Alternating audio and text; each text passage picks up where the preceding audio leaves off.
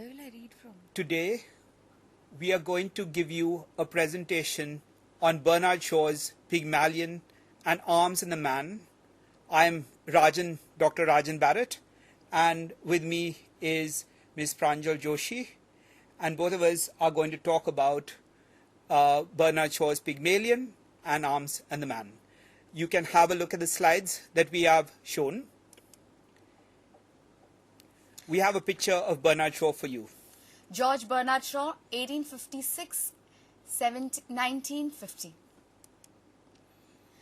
George Bernard Shaw was born in Dublin, the son of a civil servant.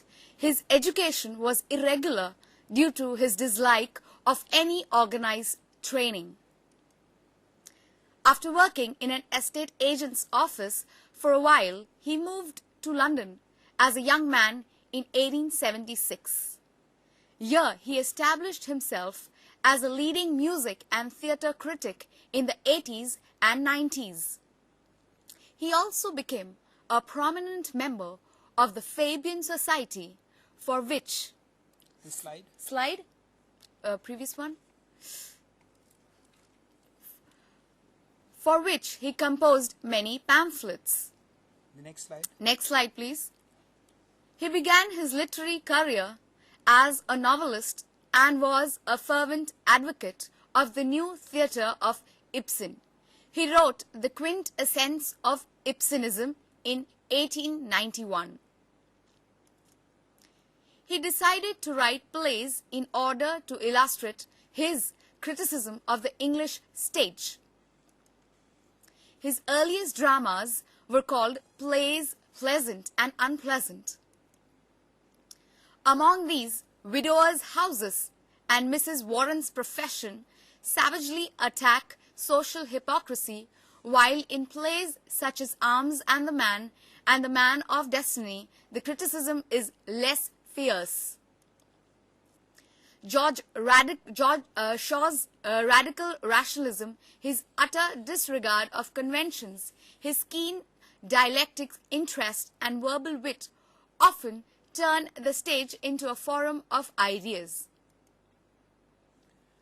Well, the next slide that we have here, we are talking about Shavian theatre and the context. The decline of theatre in the Romantic and Victorian age.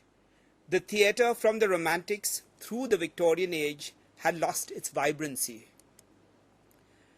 This was because with the Romantics, drama became a form of poetry to be read.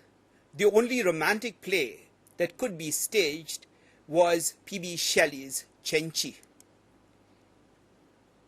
That's a slide of Shaw. Shaw began as a novelist and fails as a novelist, unfortunately.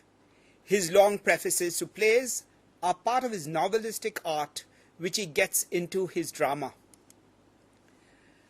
Shaw's novelistic art and his drama is seen in a play like Androcles and the Lion, which is a play that has a specially long preface that seems longer than the play itself. However, without a long preface, a Shaw play lacks the Shavian quality. That's a stamp of George Bernard Shaw.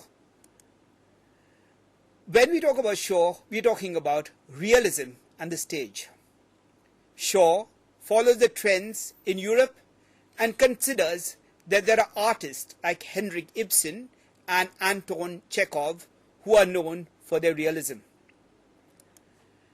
These are the two models that could be considered as influences on Shaw's stage or his realistic drama, and for your benefit, they are Ibsen and Chekhov, who are also on the slide. Ibsen was a Norwegian, and in European drama perhaps is as important as Shakespeare, but appears in a much later age. Chekhov is Russian and is also a short story writer. That's a picture of Shaw's realistic drama or his realistic stage. Now, Ibsen was responsible for bringing to the theatre 1. The well-made play, 2. Elements of the mood play, 3. social realism and psychological realism. Now, as we said before, Shaw's theatre was related to Ibsen and to Chekhov's. Bernard Shaw, to read Ibsen in the original, learnt Norwegian himself, and so he reads Ibsen in Norwegian, which shows his interest and dedication to Ibsen. Shaw cannot be thought about without what is called socialism, and belongs to a group called the Fabian Socialist. This is Shaw's politics. Now we have a look in the next slide on socialism. Socialism is a halfway house between communism and capitalism, a kind of a mixed economy where private property or industry and government-owned industries exist together. Now, as far as Shaw's politics is concerned, the Fabians believed that a socialist society would eventually become a communist society. The communist society, understood in a simplistic manner, is a society in which the only enterprise is state enterprise, no private property or industry. Shaw's politics about a capitalist society is one where there is only private industry and privately held and controlled enterprise. Now, when we look at Shaw's contribution to the English stage, which is on the slide, it is true that Shaw revived English drama. This is because of his sparkling dialogues, his freshness of vision, and his contemporariness. The other important element of Shaw's contribution to the English stage, the most important contribution, was that with Shaw, the English stage largely adopts prose drama. In the slide that we have, we say that we must remember that English drama is largely in verse till Shaw's time. This changes with Shaw and is a new thing for the English stage. Now, we must remember that there is something called tragedy, a tragi-comedy. It is important to remember, however, that it is hard to write a pure tragedy or a pure comedy, and this is something that we find happen from William Shakespeare's day. None of Shakespeare's plays are pure comedies or tragedies, even though he calls them so. The tragedy of Hamlet is full of comic scenes, and Shakespeare's Twelfth Night is called a dark comedy by J.L. Stein. Shaw's Pygmalion and Arms the Man are no exception, and they too have elements of tragedy and comedy. Pranjal, would you like to say something? I'll move on to Pygmalion directly now. Moving on to Pygmalion, George Bernard Shaw's Pygmalion first appeared in 1912. It was first performed in 1913 and was published in 1916. Pygmalion is a tragic comedy that is all about class and human relationships. Shaw was always interested in the sounds of words as well as in their sense and meaning. Shaw wrote Pygmalion on the subject of correct pronunciation. We have a postage stamp with Pygmalion, which we put up for you. Now I'll move on to the myth of Pygmalion. Pygmalion is based on the classical legend from Ovid's Metamorphoses about Pygmalion who falls in love with his own sculpture, Galatea. In the myth, Venus, that is Aphrodite, turns the statue into a living woman who then becomes Pygmalion's wife.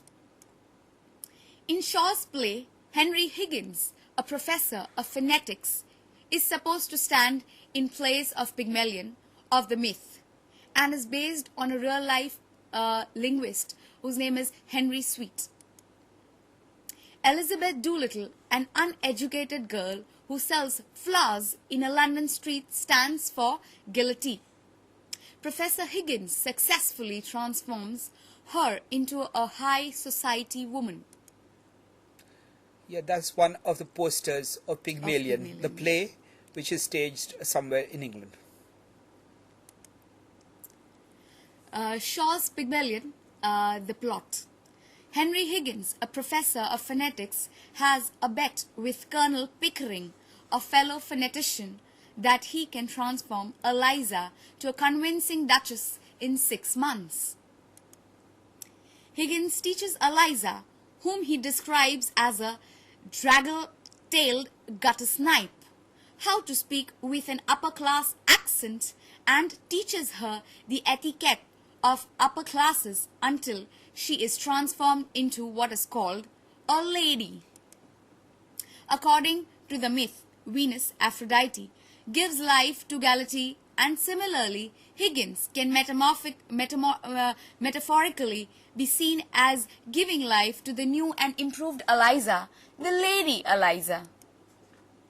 Yeah, we have a photograph of one of the early players of Pygmalion, that is Maura Stedham. She plays Eliza Doolittle. Pygmalion as an adaptation.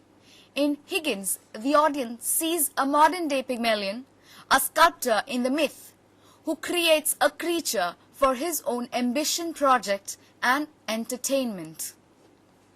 Higgins is a typical misogynistic male and the perfect foil or opposite to Pickering, who is a kind and a gentlemanly person.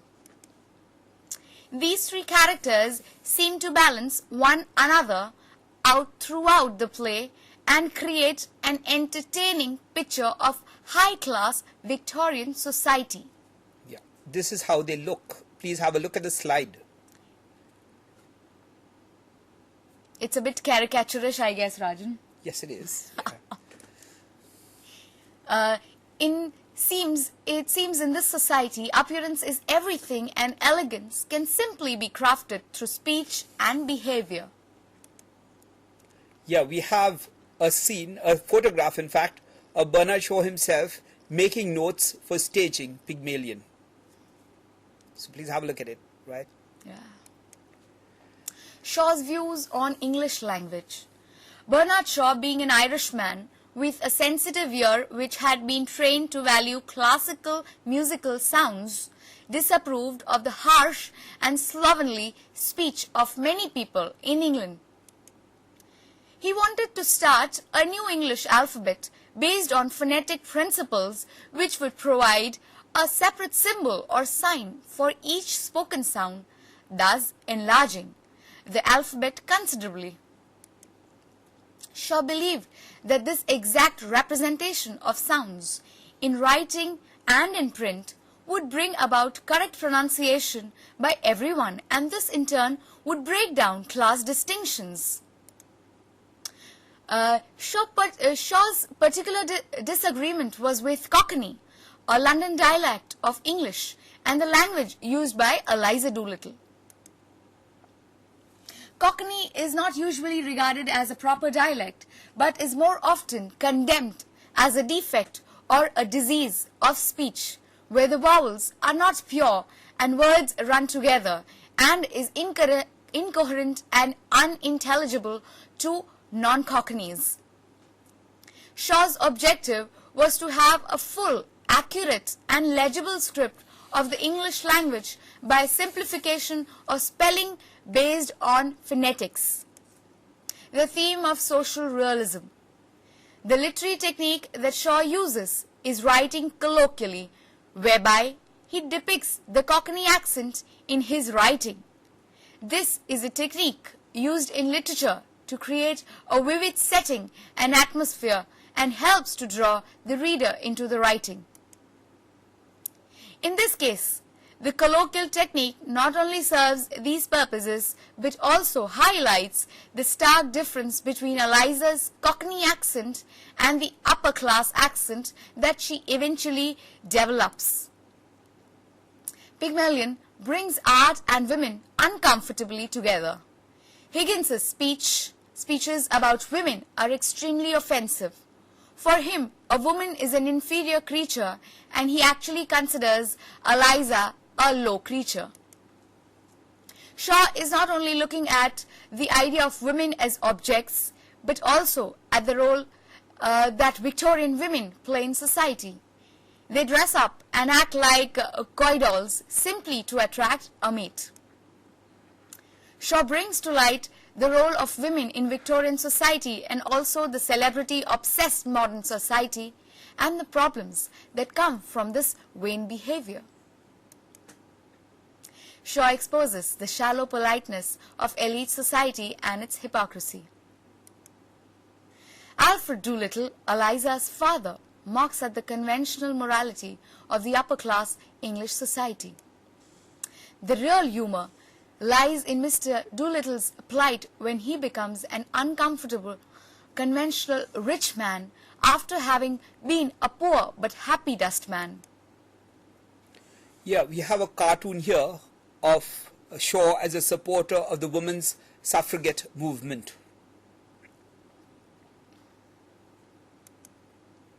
Now I'll move on to the universal problem of education.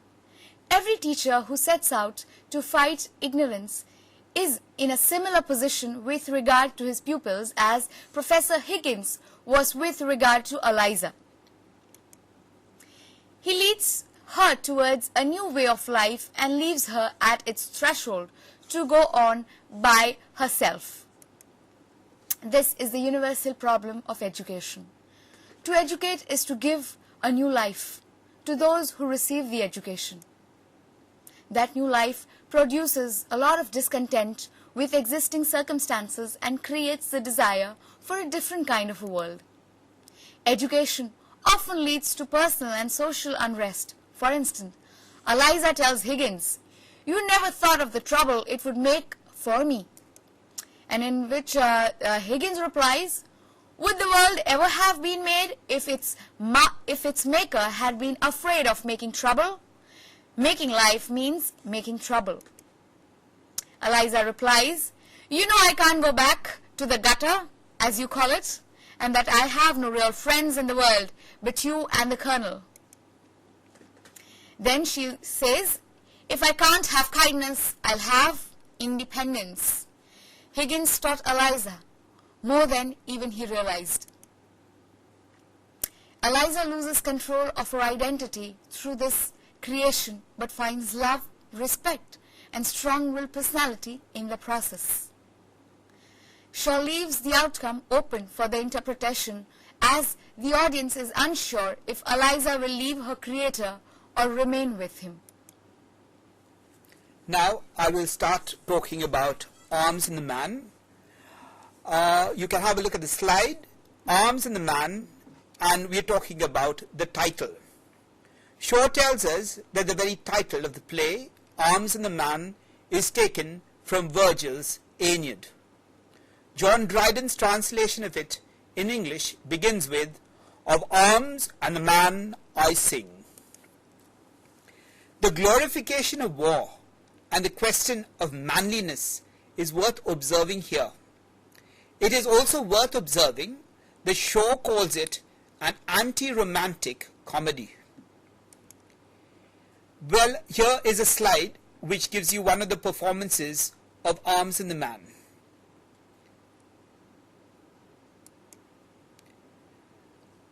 Well, if you've got to talk about the anti-romantic, okay, the question is, what is the romantic? Please look at the slide, and that is a question that we have to look at. What is the romantic?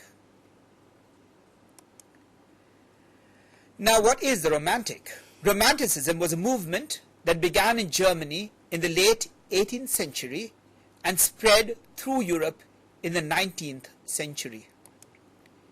It was a movement against the neoclassical decorum, against artificiality, and canvassed for the natural, the rural against the urban, and for emotions against thought.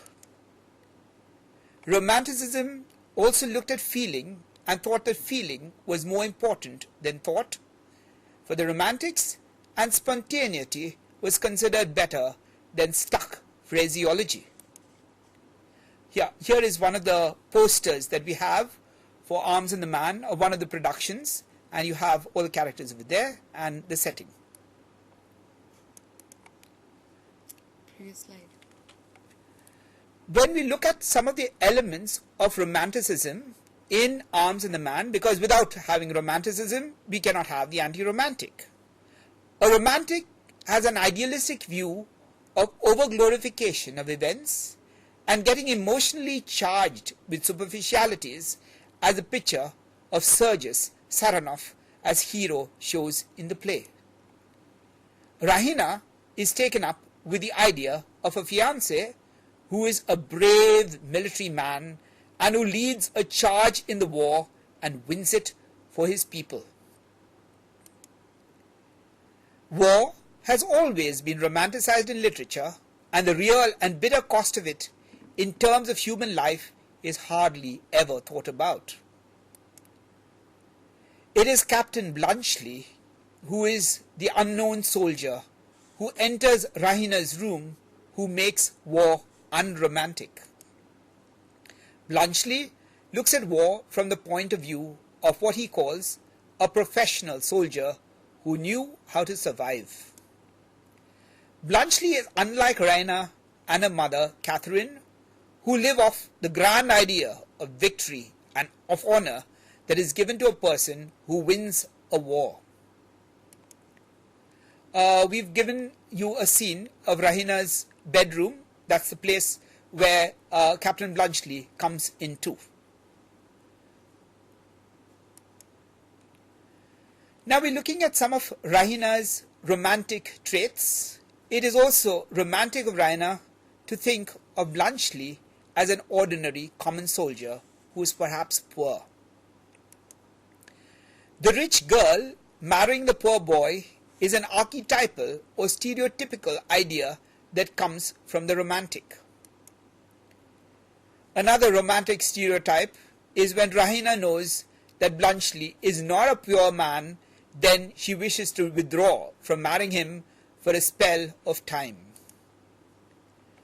We have two anti-romantic elements in the play.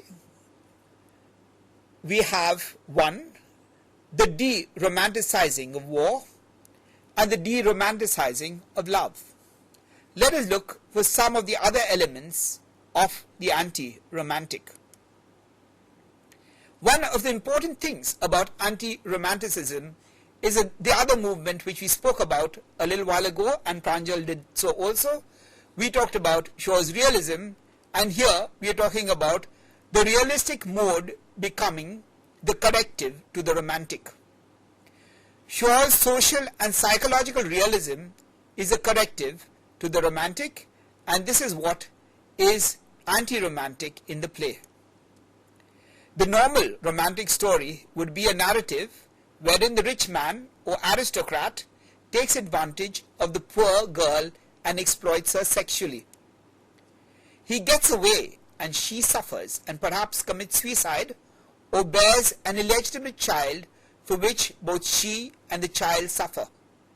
Here we find that Luca does not allow for such exploitation.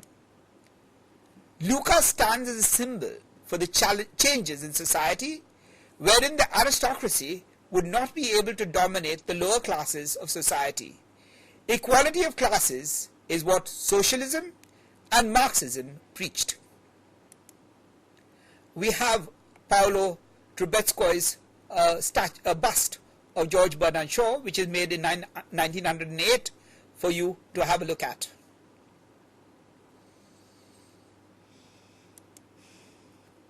Well, I would like to talk now about social realism as anti-romantic. Luca, the slide, go back to the slide. Luca demands a right when Sergius makes sexual advances to her and does not get exploited. Luca also uses the language of equality and treats Rahina as equal, much to the shock and horror of Catherine Petkov. The mourning and weeping of the lower classes and the working classes and the romanticizing of their status does not take place in the play. Nicola is looking towards upward mobility and his own business. This is a modern moment in time and things have changed. No one is supposed to feel sympathy or pity for the exploited maid, as she can stand up for her rights, and if she doesn't, then she's a fool. Rainer, the romantic or anti-romantic, we are not very sure. When one is romantically in love, one is not in love with the person one professes to love, but is in love with love itself. The play exposes the protagonist, Rainer, who is in love with the idea of being in love, but in the end of the play chooses a pragmatic or practical option when she chooses to marry Captain Bluntschli instead of Sergius. When we consider the anti-romantic, we must look at Captain Bluntschli, who says that he started off as a romantic but now is a professional soldier who does not want to be killed and is not idealistic like a romantic. Bluntschli likes to have chocolate cream biscuits rather than cartridges. This is because survival is important, which makes him anti-romantic. Shaw's version of circumstance as anti-romantic. It is important to consider Shaw's version of circumstance and how a person acquires what she or he acquires not because of his or her genius, as the romantics would believe, but because of circumstance. Here we look at the next slide. The romantics believed that no matter what the circumstance was, genius would overflow itself and become available to everyone. Shaw's understanding of success is realistic because it believes in considering the location where one is placed and what one does with it. Shaw's anti-romanticism is also seen in his depiction of social realism. Luca and Nicola are there in the play to tell us that there is a class hierarchy operating in society, and that too within a modern society that is changing society itself. Nicola has a dream of opening his own business. His clientele would consist of the same people he is now serving, and therefore he is servile and compliant with the establishment that he serves, exploitative as they may be. As far as Nicola's psychological and social realism is concerned, there is both psychological realism and social realism operating in Nicola's character when he is servile and has a dream of opening his business. He is pragmatic and not romantic in his dream. Luca does not see herself as belonging to the servant class or laborer class and would like to move out of it as soon as possible. This is something which we all call upward mobility. If marriage is a way out of the labor class, then Luca will take it. The means do not matter to her, but upward mobility does. Nicola is still governed by an ethics of honesty and hard work to move out of the social class he is in. The play perhaps suggests that he may not be able to get there given his kind of ethical position. Now we look at the anti-romantic and the class position. Catherine Petkoff and Rahina Petkoff stand for those who are romantic and are of the upper class. Reality does not matter to them, and they have the idealism which is of romantic origin, for example, the heroism of Sergius. This we come to know from Sergius's own words that it is a sham. Now we look at something that we call quixotic versus the anti-romantic. Notions of sacrificing oneself for a nation or country is romantic and heroic, but heroes and patriots are looked at as quixotic by Captain Bluntschli. He actually refers to Sergius Saranoff as Don Quixote tilting at windmills.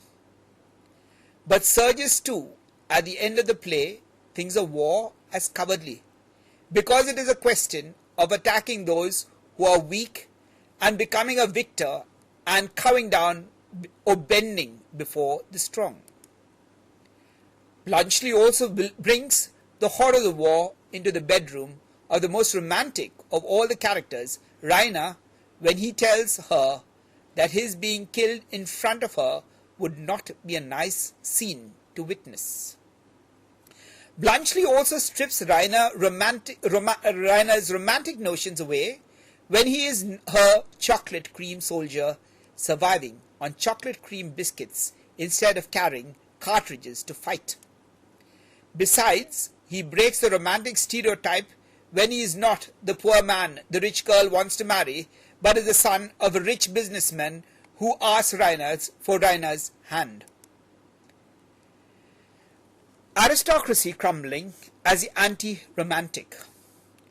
We are looking at the play now from a kind of a historical perspective.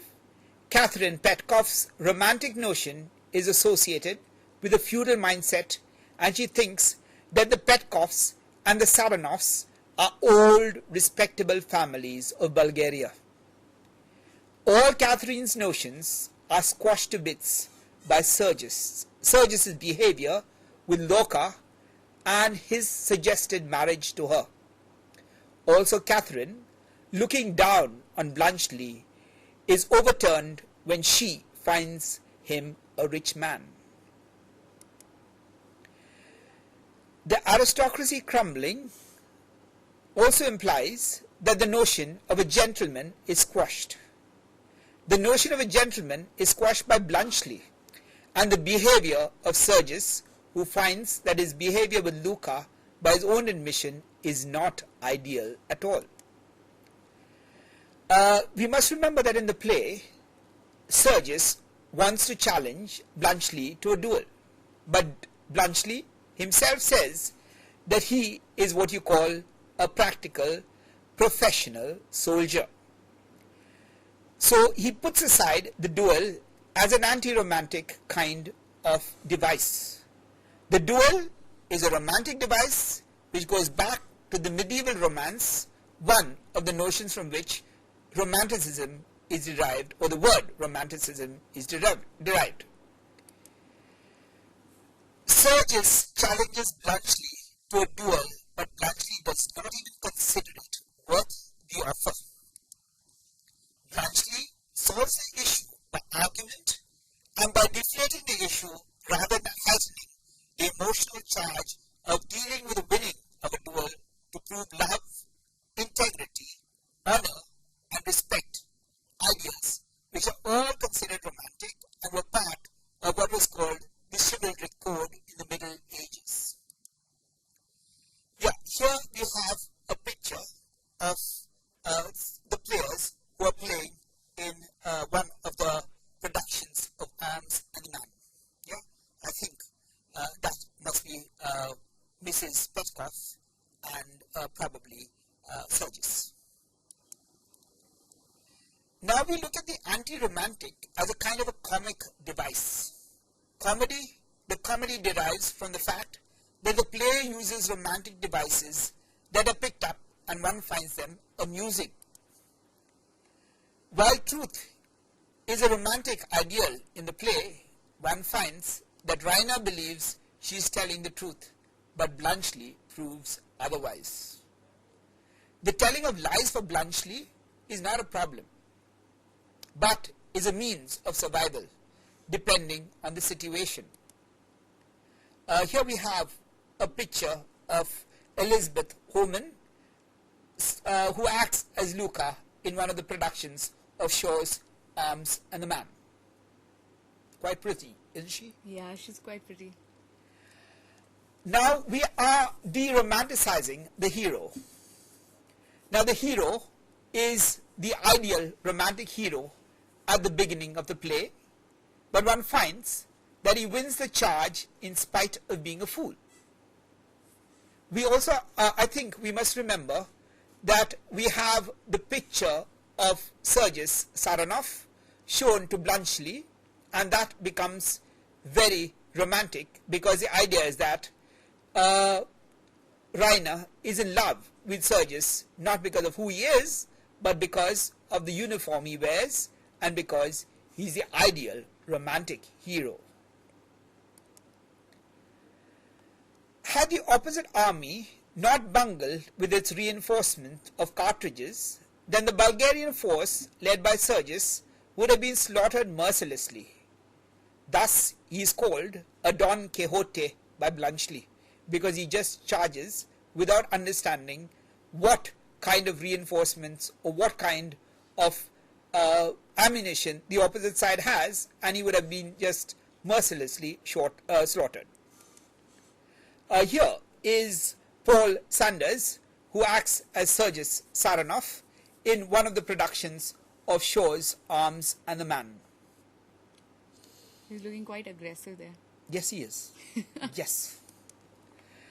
Concluding remarks on the anti-romantic, the play thus deals with asking fundamental questions about honor, tact, survival, truth, nationalism and patriotism, marriage and war. It strips away all illusions about a comfortable upper-class morality and upper-class understanding of war and marriage. It shows how deception operates in both marriage and war, and how societies thrive by falsehood and dishonesty.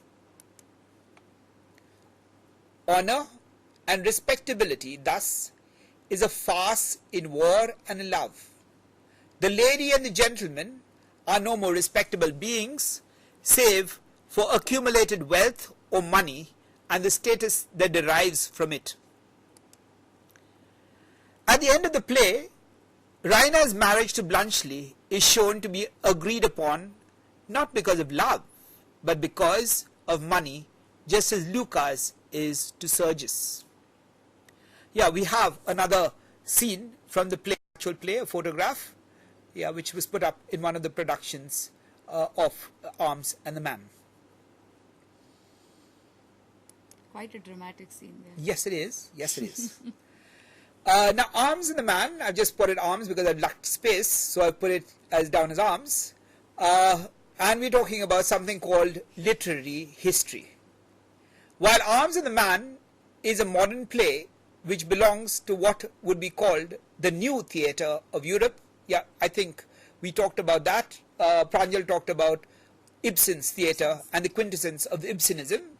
But here, and it's also called New Theatre because it gets in theatre of ideas. New theatre of Europe which questioned the ideals and the ideas of society in a kind of Ibsenite theatre of ideal manners.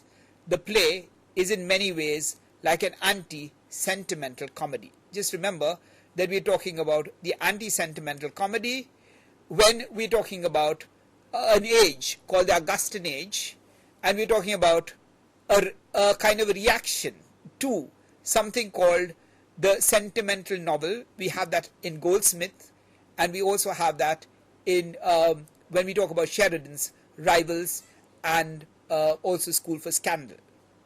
So therefore our play shares with the Augustan stage, which sought to laugh people out of their follies and foibles, and that's why it's normally considered a comedy, or Shaw would call it a play pleasant. However, the images of blood, war and social realism are not quite the material of decorum that would be part of the Augustan or Romantic age. The vision and style thus make it modern, along with the fact that drama has changed and prose was used on the English stage by Bernard Shaw.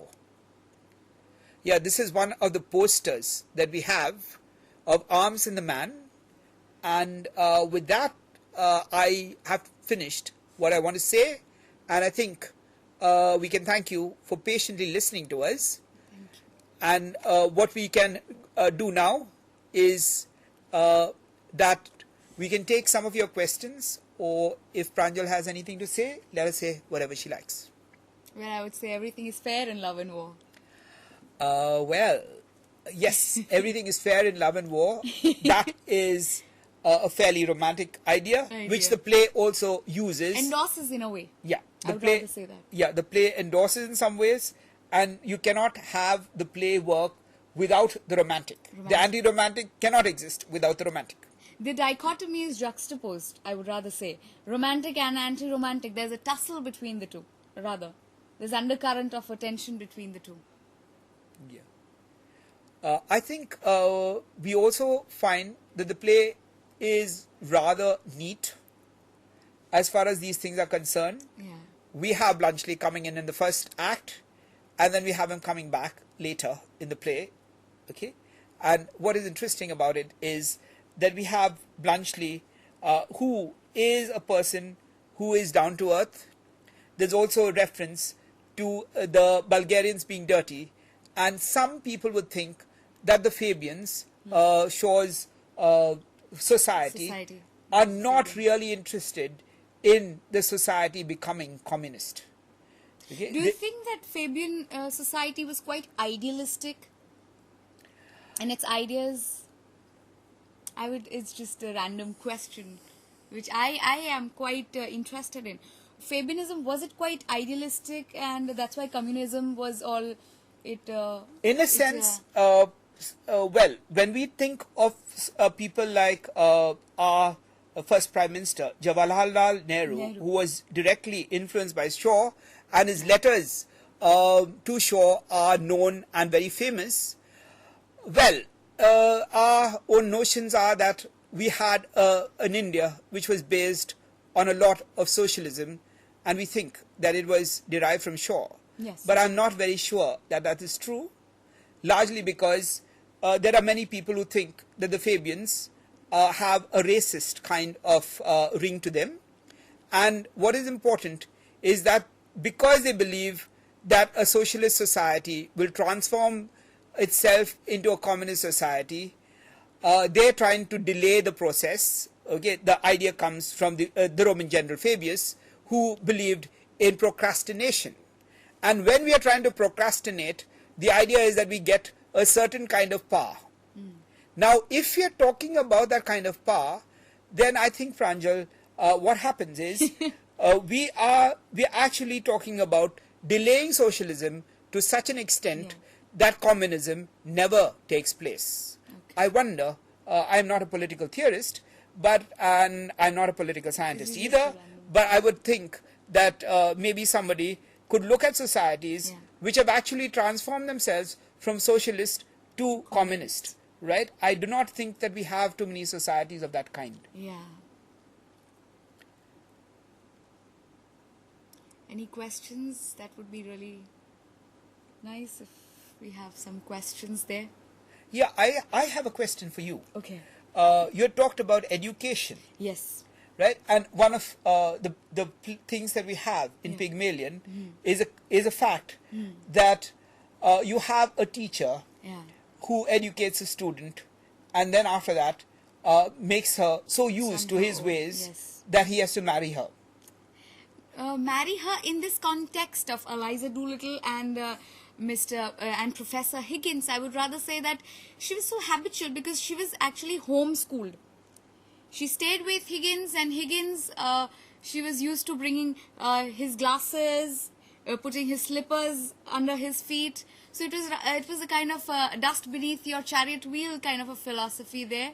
So in this, the female especially was used to and trained by Higgins in such a manner that Higgins became indispensable for Eliza. And for Higgins too, Eliza was indispensable, whether he being haughty and denying the fact that he can live and survive without her.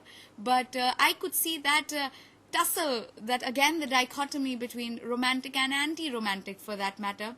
It was education and also a friction which is created between a man and a woman when they know each other too much, when they are acquainted with each other's flaws and they're habituated to each other for that matter when they are living together. So in that sense, it's also the student-teacher chemistry and also a man-woman chemistry there, friction there.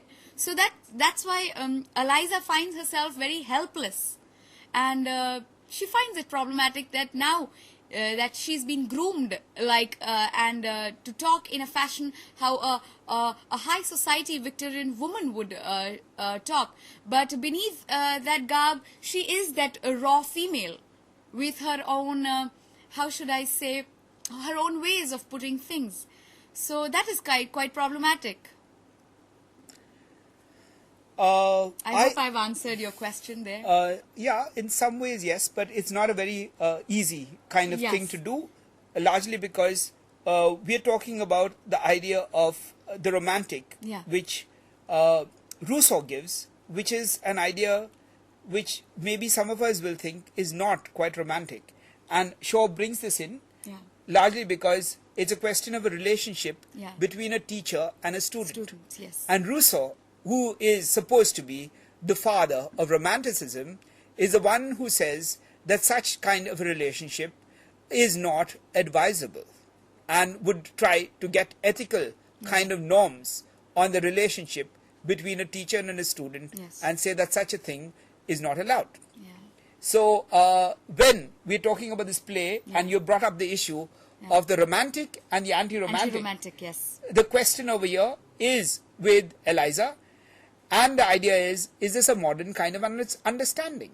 Okay, have things really changed in the modern world, for one, right? And at the same time, Eliza is not quite the kind of student that Yeah. one would talk about in the normal sense of the term, as a student who goes to a teacher.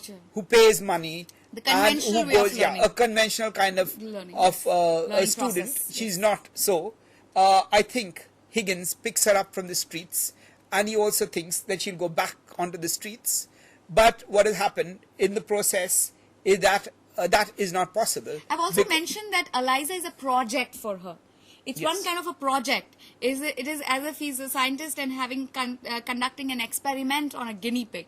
So there again you have, as I've said, that Higgins doesn't hold too high opinion of women. For him, women are objects to be dolled, who can be presented as dolls and can be entertained, and who can be passed off as duchess at an ambassador's garden party.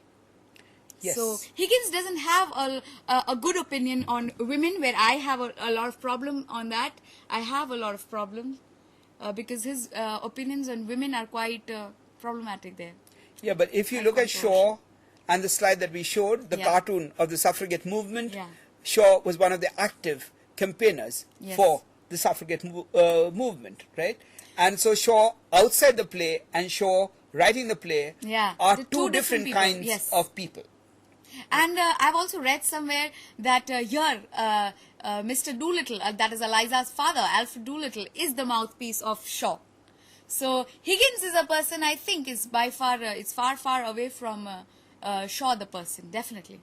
But It is just a passing remark, that's it. I think you had mentioned the question of Higgins being modeled on Professor Henry Sweet. Henry Sweet. Yeah, I think he was a reader A phonetician, yes. in phonetics and linguistics, Linguistics. right? And the idea of the experiment is something that is a part of the linguist's kind of way of operation, and with different kinds of pronunciation, one gathers one's data. Yeah. So we are talking about the linguistic experiment, but with the linguistic is also what one would call a cultural experiment, which is cultural taking place, right? And I think the cultural experiment and the linguistic experiment go hand in hand and are terribly disastrous Yes. to Eliza. And that is when the social realism comes in, where you cannot artificially lift somebody out of a culture. And cannot make a person a parrot. Yes. Yes. No, I do not think that she's made into a parrot. I think what happens over there is she's not made into a parrot. What happens is she, as you said at the end of your production of your Presentation. of your presentation, is that Shaw actually teaches us more than she learns more than More Shaw than Shaw actually then teaches him.